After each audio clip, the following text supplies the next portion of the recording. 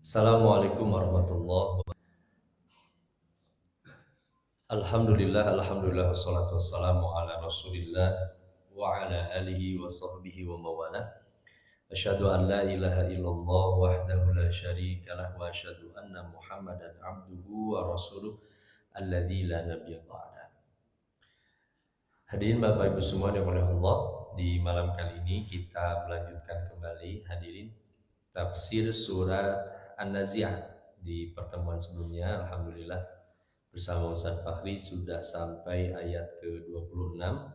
Kita lanjutkan di malam kali ini Bapak Ibu semua di ayat ke-27. Kita tilawah terlebih dahulu sampai ayat ke-46.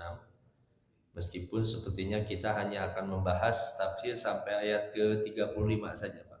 Nah, kita bersama-sama seperti biasa membaca bertilawah Al-Quran. Hadirin, saya terlebih dahulu, nanti Bapak Ibu semua ikuti bacaan saya. أعوذ بالله من الشيطان الرجيم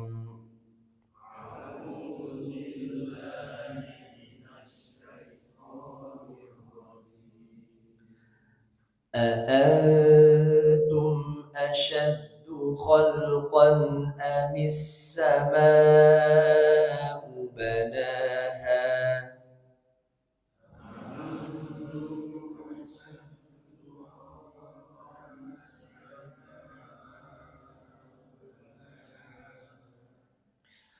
رفع سمكها فسواها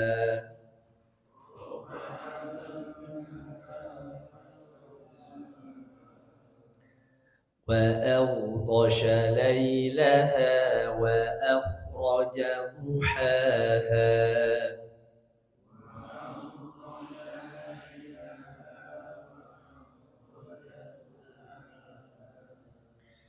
والأرض بعد ذلك دحاها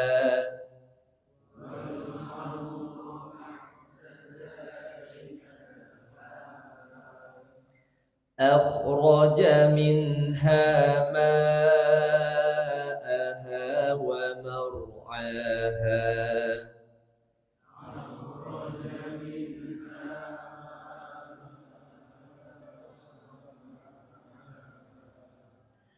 والجبال أرساها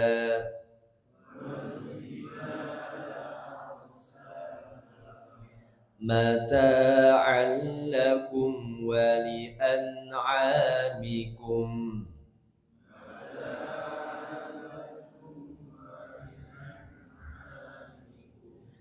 فإذا جاءت الطامة الكبرى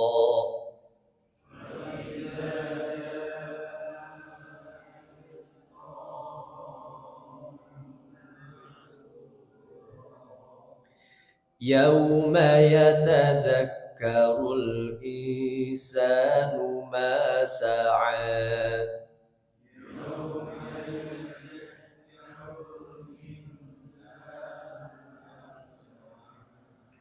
وبرزت الجحيم لمن يرى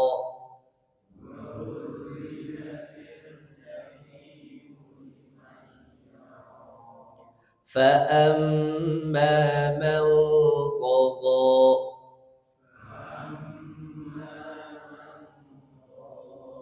وآثر الحياة الدنيا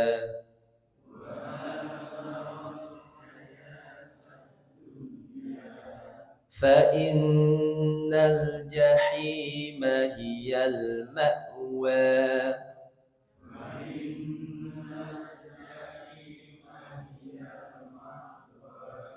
وأما من خاف مقام ربه ونهى النفس عن الهوى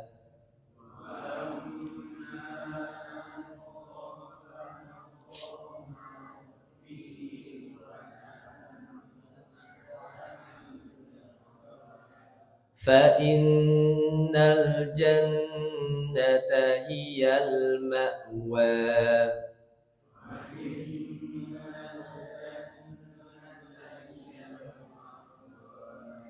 يسألونك عن الساعة أيان مرساها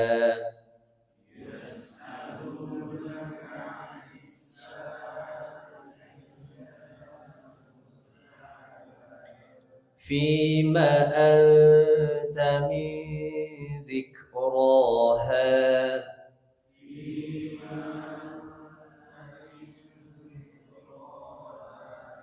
إلى ربك منتهاها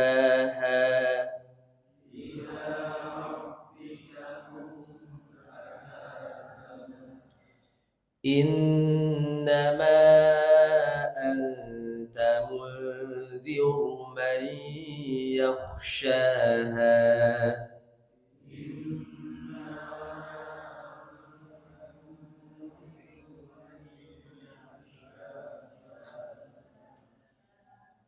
كأنهم يوم يرونها لم يلبثوا إلا عشية أو ضحاها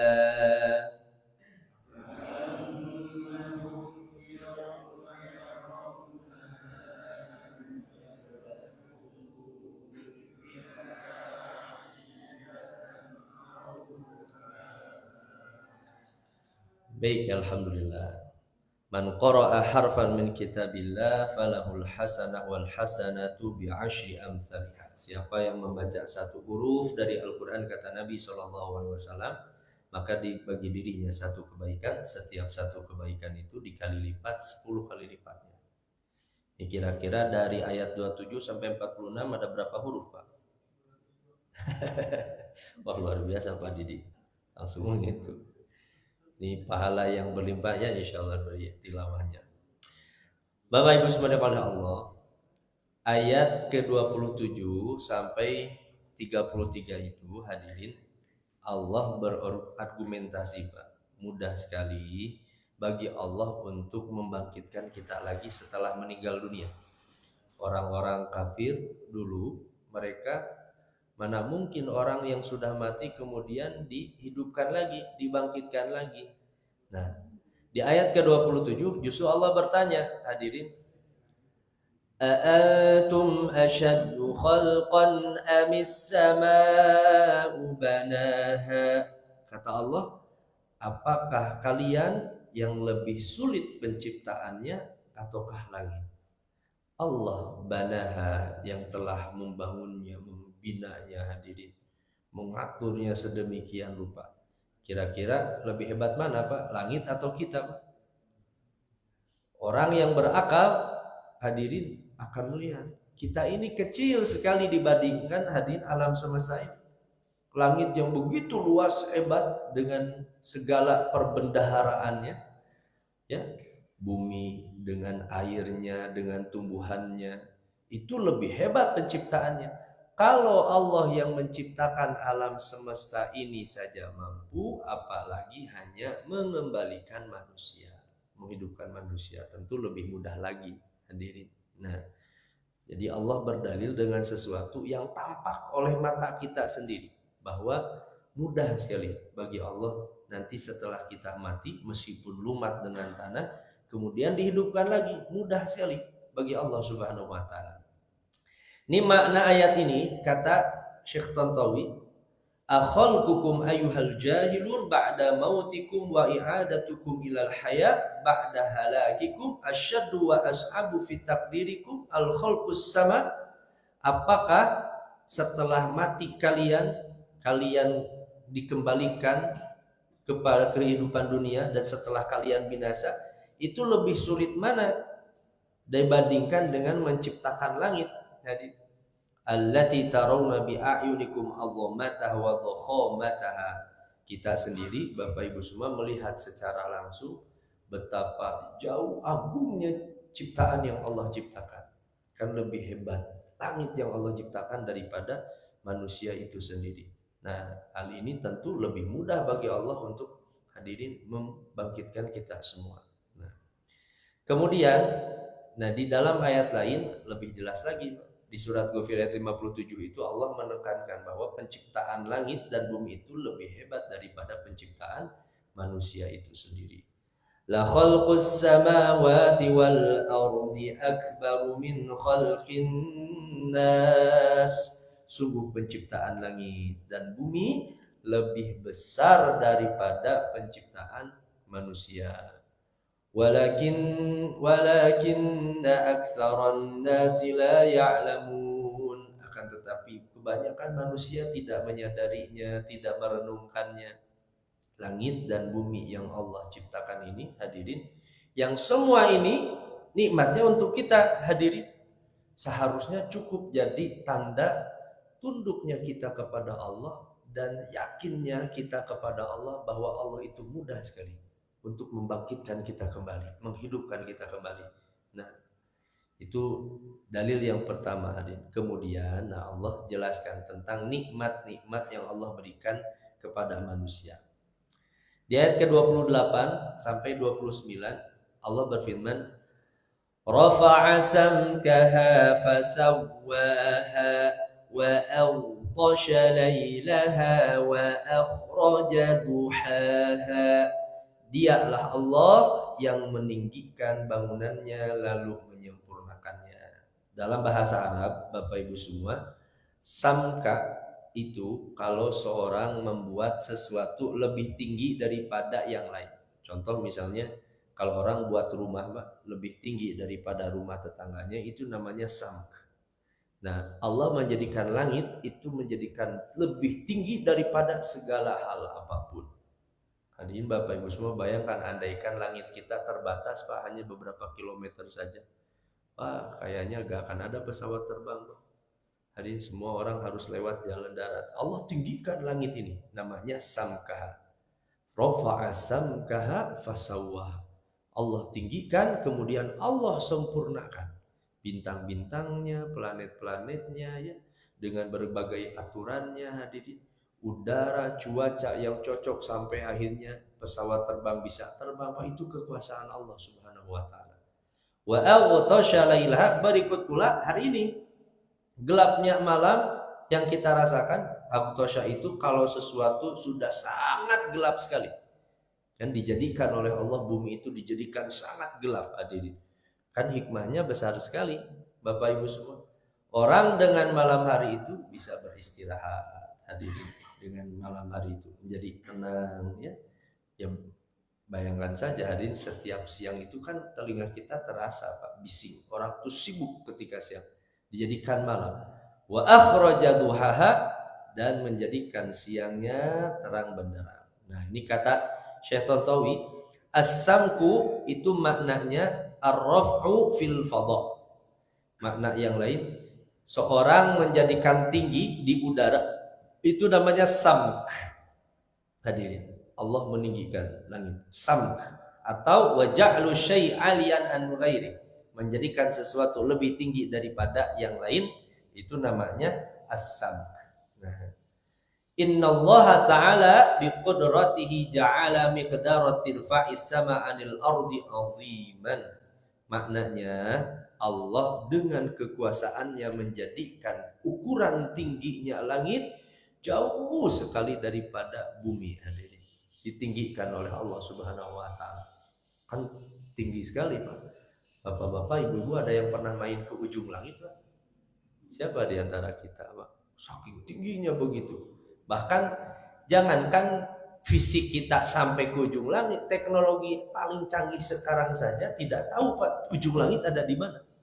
Hadirin, itu teknologi yang paling canggih untuk menebak kira-kira ujung langit ada di mana, itu gak ada yang tahu. Saking tingginya luar biasa, hadirin. Dan dibandingkan zat Allah kan sebenarnya alam semesta ini kecil sekali.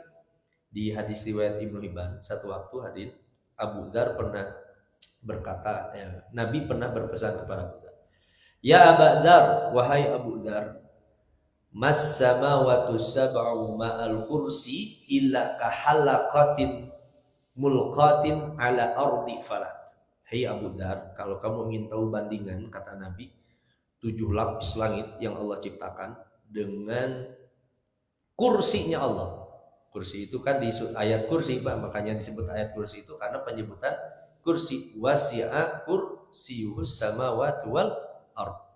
Di mana kursi Allah itu lebih luas, lebih besar daripada langitnya Allah. Perbandingannya seperti apa, kata Nabi? Bapak Ibu semua kalau punya cincin, cincin itu dilemparkan ke tanah yang lapang luas, maka cincin itu adalah alam semesta, langit yang Allah ciptakan beserta 7 lapisnya cincin itu, dan lapangan yang begitu luas itu adalah kursinya Allah. Dan perbandingan antara arsy dengan kursi Allah, wa fadlul arsy 'alal kursi ka fadlil falati 'alal halaq. Besarnya arsy Allah lebih besar lagi daripada kursinya Allah.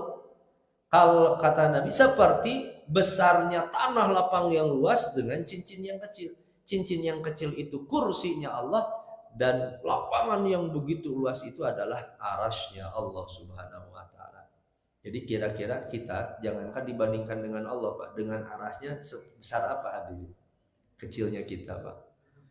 Makanya keterlaluan hadirin kalau ada orang yang sombong dengan ilmunya, dengan jabatan, dengan harta. Kita ini kecil.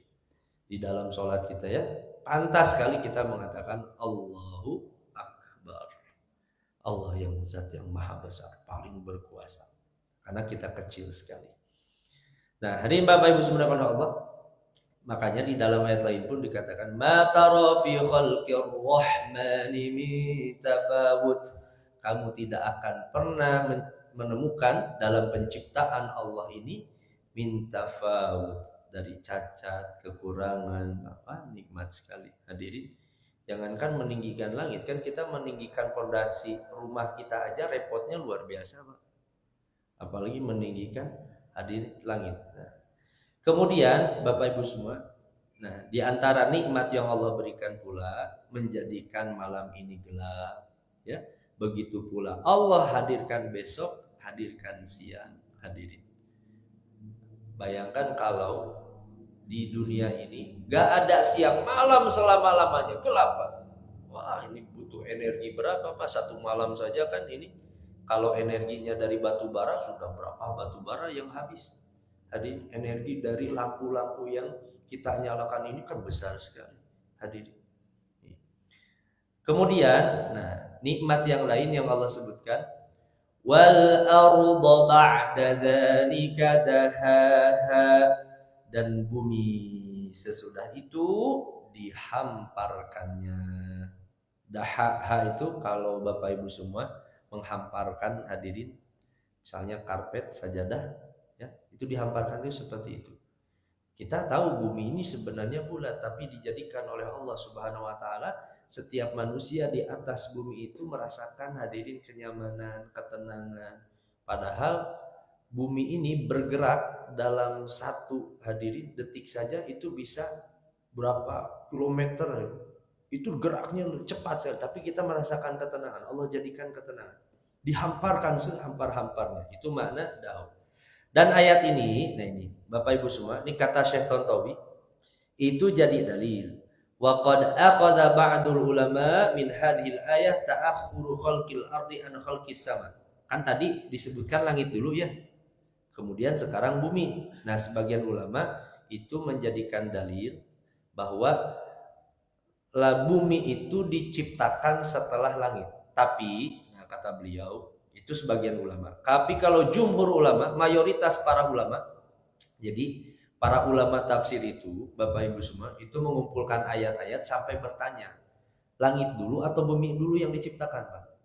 Nah, kalau mayoritas ulama, jumhur, justru bumi dulu diciptakan lebih dulu daripada langit, Pak. Itu jumhur. Apa dalilnya? Ayat ini. Walladzi khalaqalakum ma fil ardi jami'a tsumma stawa ilas sama. Allah menciptakan untuk kalian segala sesuatu yang ada di bumi, kemudian dia beristiwa, hadirin beristiwa di langit, fasawwahunna sab'a samawat. Kemudian Allah sempurnakan 7 lapis langitnya. Nah, kalau berdasarkan ayat ini, justru hadirin Bukan langit dulu, tapi bumi dulu. Bumi yang Allah ciptakan, baru kemudian Allah sempurnakan langitnya. Kira-kira menurut Bapak Ibu semua mau mana dulu, Pak? Langit dulu atau bumi dulu, Pak? Kita mah bebas, gak ada kaitannya. Hadirin. Nah, kalau kata Ibnu Abbas, nah Ibnu Abbas menjelaskan ayat ini justru langit dulu, kan tadi disebutkan langit Allah sempurnakan, baru kemudian bumi Allah hamparkan. Tapi justru di dalam ayat lain tadi Allah ciptakan bumi dulu, kemudian langit Allah sempurnakan. Jadi langit dulu atau bumi dulu, seolah-olah ada ayat yang bertentangan, padahal tidak. Nah, kata Ibnu Abbas itu sepertinya gini, khalaqallahu ta'ala al-ardu awalan. Pertama, Allah itu menciptakan bumi terlebih dahulu. Ghairu madhuwah, belum dihamparkan. Tsumma khalaqas sama, kemudian Allah ciptakan langit.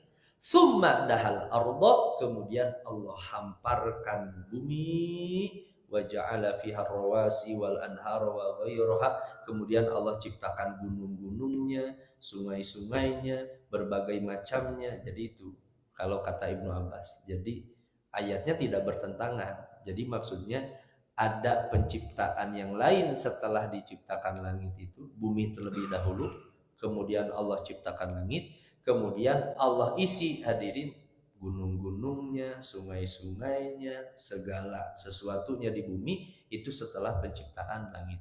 Nah, itu kata Abdullah bin Abbas. Jadi para ulama tuh sampai memperhatikan seperti itu, Pak. Ini yang dulu itu langit dulu atau hadirin bumi dulu. Nah, ayat-ayat seperti ini nanti tinggal sesuaikan, hadirin, dengan penemuan-penemuan, hadirin, sains modern, Pak. Menurut sains seperti apa? Tapi kan yang namanya sains itu, teori sains itu bisa digugurkan oleh teori yang lain, Pak. Makanya kalau ayat Al-Quran itu kebenarannya hadirin mutlak. Tapi memang itu pun ayatnya. Tapi kalau tafsirnya, nah ini, selama tadi rujukannya benar, tafsir pun bisa jadi kebenarannya mutlak. Tapi nanti tinggal disesuaikan dengan sains modern. Apakah sains modern ini kemudian nanti menguatkan ayat Al-Quran itu. Nah, kemudian nikmat yang lain yang Allah sebutkan ayat ke-31 sampai 34. Akhraja minha ma'aha wa mar'aha wal jibala arsaha. Allah keluarkan dari bumi itu, minhanya kembali ke bumi, ma'aha mata airnya, wa mar'aha bukan hanya mata air tapi termasuk tumbuhan-tumbuhannya. Allah yang menumbuhkan. Hadirin Bapak Ibu semua, setiap hari orang butuh air berapa banyak, Pak? Wah, nikmat sekali, Pak. Di antara nikmat yang kadang kita lupa syukuri itu nikmat air. Makanya ada sebagian ulama, kenapa hadirin? Kalau kita keluar dari WC, Pak, doanya apa, Pak? Apa doanya? Hati-hati jadi alhamdulillahilladzi at'amana wa saqana wa ja'alana minal muslimin. Doanya apa, Pak? Gufronaka, gufronaka. Doa keluar WC itu, ya Allah ampunanmu, ampunanmu. Jadi meminta ampun, ya Allah ampuni dosaku, ampuni dosaku.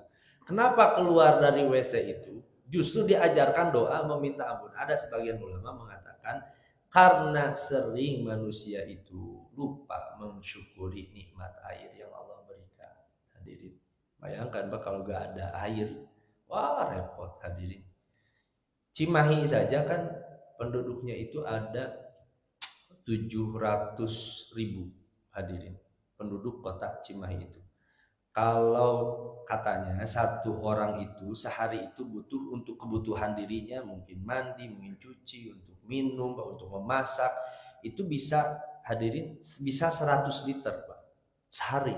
Kebutuhan manusia itu, ya membuat, mungkin buat nyuci, buat apa. Mas Ali kan sibuk sehari berapa liter butuh air ya. Kalau misalnya satu orang itu berarti butuh, anggap saja 100 liter, berarti satu hari kota Cimahi itu butuh air itu kurang lebih 70 juta liter. Kalau 70 juta liter itu, kalau kita buat galon, satu galon berapa liter, Mas? 19 liter, berarti sehari orang itu butuh 3 juta galon lebih, kota Cimahi doang. Kota Cimahi kan kota kecil, Pak. Bayangkan, manusia itu butuh sehari itu 3 juta galon. Mas Ali sehari ngangkut 3 juta galon. Sehari hadirin. Itu air yang Allah keluarkan dari tanah terus menerus. Hadirin, bayangkan, terus menerus Allah keluarkan, Pak. Tanpa kita tahu bagaimana proses masuknya ke dalam tanah, Pak. Yang Allah mudahkan. Kita hanya berikhtiar, kemudian Allah keluarkan air itu. Wa mar'aha, begitu pula tumbuhan-tumbuhannya. Wal jibala arsaha, dan gunung-gunung yang Allah pancangkan dengan teguh.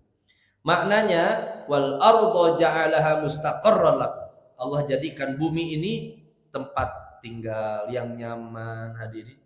Wa makana lintifaikum, dan tempat kita bermanfaat. Kita tempat tinggal tadi, tumbuhannya. Wa akhbi an akhraja minha ma'aha an tariqi tafjirul uyun. Allah mengeluarkan airnya dari mata air, wal abar dari sumur, wal bihar dari lautan, hadirin. Wa akhraja minha mar'aha, dan Allah keluarkan kemudian rumputnya, tumbuhannya. Dari tumbuhan itu bermacam-macam, Masya Allah. Tumbuhannya, buah-buahannya, sayurannya, hadirin. Dan itu bukan manusia yang mengurus. Jami'a ma yaqtatu bihin nas wa dawab, segala sesuatu yang menjadi makanan bagi manusia dan hewan. Kan luar biasa, Pak. Manusia itu kan bosan jeung capcay, Pak, hadirin, jeung sosin, ganti kangkung, Pak. Bosan kangkung naon deui, Ibu? Iya kan? Bayangkan kalau Allah jadikan rumput itu cuma satu saja, kangkung we terus, Pak. Kan itu manusia itu kadang makan itu kan bosan cari yang lain. Allah hadirkan nikmat-nikmat itu. Apa kata Allah Subhanahu wa taala? Baik tadi ya, langit Allah tinggikan lebih tinggi daripada yang lain, hadirin. Allah jadikan bumi ini dihamparkan, Allah keluarkan airnya, Allah keluarkan tumbuhan-tumbuhannya, Allah jadikan gunung-gunung dipancangkan dengan teguh, hadirin. Nah, kemudian Allah sebutkan di ayat ke-33. Mata'al lakum wa li'an'amikum. Semua itu untuk kesenanganmu. Lihat, Pak, insyaallah. Ini dalil mulianya manusia, hadirin. Karena Allah menciptakan segala keindahannya itu untuk siapa? Mata'al lakum, kata Allah. Kenikmatan untuk kalian. Kenapa Allah tinggikan langit? Untuk manusia. Kenapa Allah keluarkan air? Untuk manusia. Kenapa Allah tumbuhkan tumbuhan? Untuk manusia. Kenapa Allah kuatkan gunung, pancangkan gunung? Untuk manusia, hadirin. Padahal kan gunung-gunung yang kita lihat, hadirin, seperti dia, padahal sebenarnya bergerak, Pak. Kan watarol jamidata, apa sih di ayat Quran, kamu melihat gunung-gunung itu diam, padahal itu bergerak seperti marros sahab, seperti berjalannya awan. Awan kalau kita lihat, hadirin, seperti diam kan sekilas, tapi kalau kita perhatikan gerak tidak, Pak? Gerak seperti itu kata Al-Quran. Dan para ahli pun mengatakan ternyata memang seperti itu. Gunung-gunung yang kita lihat itu sebenarnya bergerak, hanya kita tidak tahu. Hanya bergerak berapa senti. Lembang itu setiap hari itu bergerak, hanya kita tidak tahu. Hadirin. Tapi Allah jadikan kuat pancang.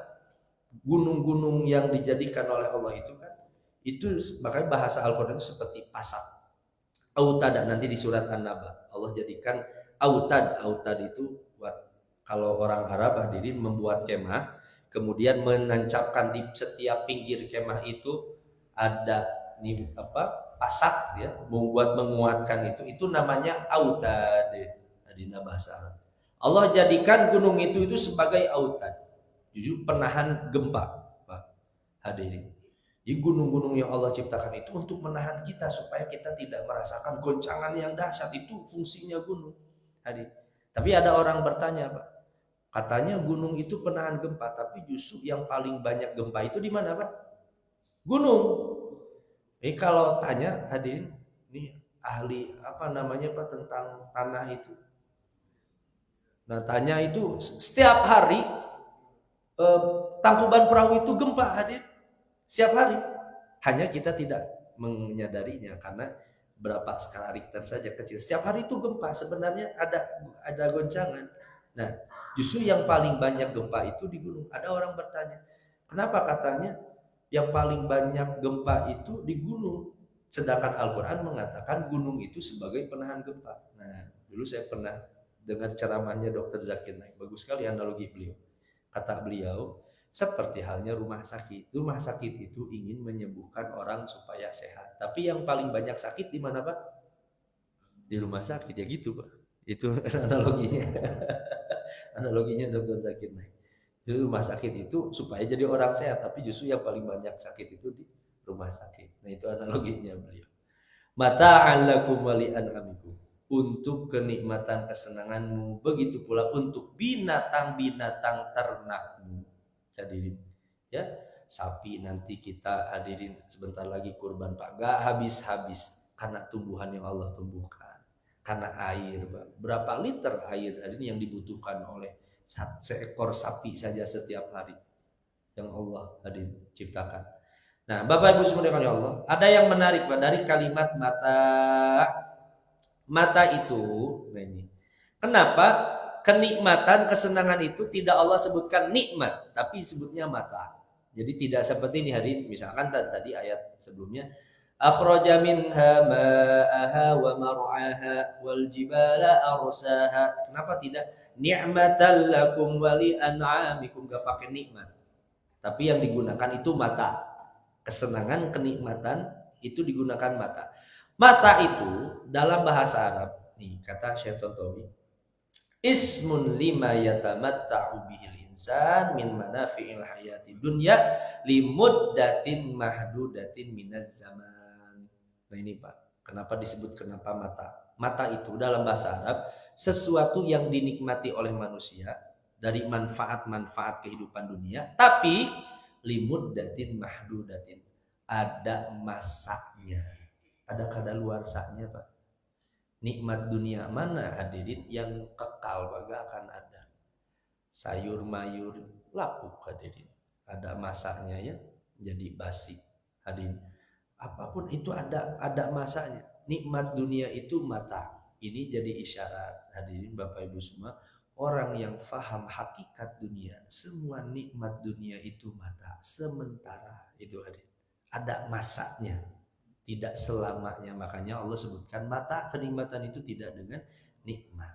Nah itu mana mata. Nah, ini kata beliau, ini kata Syekh Tontowi, mata'na kumataan wa makna dahaunal ard, kami bentangkan bumi, akhrajna minha ma'aha, kami keluarkan air, wa mar'aha, kami keluarkan tumbuhannya, litakuna maudhi'a manfaah, agar semua itu jadi manfaat, airnya, tumbuhannya hadirin Allah bentangkannya itu kan jadi manfaat.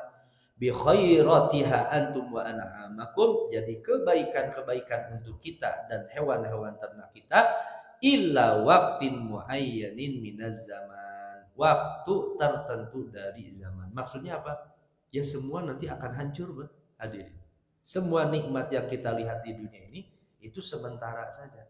Kalaupun tidak tadi hancur hadirin karena ada masanya, atau nanti dihancurkan semuanya oleh Allah Subhanahu wa taala di hari kiamat. Semua ada masanya. Hadirin Bapak Ibu semua, nikmat mana yang itu kekal Pak? Enggak akan ada hadirin. Ketampanannya lama, kan bapak-bapak ini dulu waktu muda mah ganteng-ganteng ini Pak. Sekarang masih ganteng alhamdulillah. Kan itu enggak ada Pak. Yang cantik lama-lama hadirin ya. Semua akan ada masanya. Bapak Ibu semua yang Allah, nah ini beberapa hikmah kehidupan surat An-Nazi'at ayat 27 sampai ke 33. Pertama, nih surat An-Nazi'at ayat ke-27 sampai ke-33 itu menunjukkan kekuasaan Allah yang luar biasa dalam menciptakan langit, yang sangat besar. Itu sebagai bukti mudahnya membangkitkan manusia. Itu yang pertama. Kedua, menegaskan bahwa penciptaan langit yang sempurna tanpa cacat itu adalah kebijaksanaan dan ketelitian Allah Subhanahu wa taala. Hadirin. Ketiga, pergantian malam dan siang menjadi bukti kekuasaan Allah pula dalam mengatur alam semesta. Empat, bumi dijadikan tempat tinggal yang layak bagi manusia sebagai bentuk rahmat kasih sayang Allah. Hadirin. Tidak ada planet yang paling layak, yang paling nyaman untuk ditinggali kecuali hanya bumi. Hadirin, pilih bosan ke bumi, bawa pindah ke Mars malah. Jadi itu cuma bumi yang paling nyaman. 5. Allah menyediakan sumber kehidupan seperti air, tumbuhan, makanannya. 6. Seluruh nikmat dunia bersifat sementara. Sebuah nikmat itu namanya mata'al lakum wa li an'amikum. Hadir. Untuk waktu yang terbatas. Ada batasnya, hadir. Semua ya, mobil, rumah ada batasnya. Hadirin, rumah kita yang kita lihat wah bagus, coba 50 tahun ke depan, hadirin. Kemudian manusia diingatkan agar tidak lalai karena semua nikmat ini akan ditinggalkan semua. Ada masanya. Kalaupun nikmatnya masih ada, kitanya hadirin udah kadaluarsa mati. Ada masanya kita akan meninggalkan semua nikmat-nikmat itu. Yang terakhir, ayat-ayat ini menjadi dalil adanya hari kebangkitan dan kehidupan setelah mati. Nah, itu yang paling pokok, pesan yang paling pokok ingin disampaikan dari ayat ke-27 sampai ke-33 itu tentang kehidupan kita ini setelah meninggal dunia. Kehidupan ini yang sementara, yang nanti ada kehidupan lagi yang lebih lama, lebih panjang, yaitu kehidupan akhirat kita. Wallahu a'lam bishawab. Hadirin Bapak Ibu semua, hanya itu mungkin pada kesempatan kali ini nih yang bisa kita bahas. Insyaallah sisanya nih ayat ke-34 mungkin nanti di pertemuan yang akan datang kita khotamkan surat An-Nazi'at. Hadirin, tinggal satu surat lagi Pak, surat An-Naba. Alhamdulillah juz amma tuh beres Pak. Padahal kudu ngaliwat, padahal kita saja di pesantren mengaliwat gitu.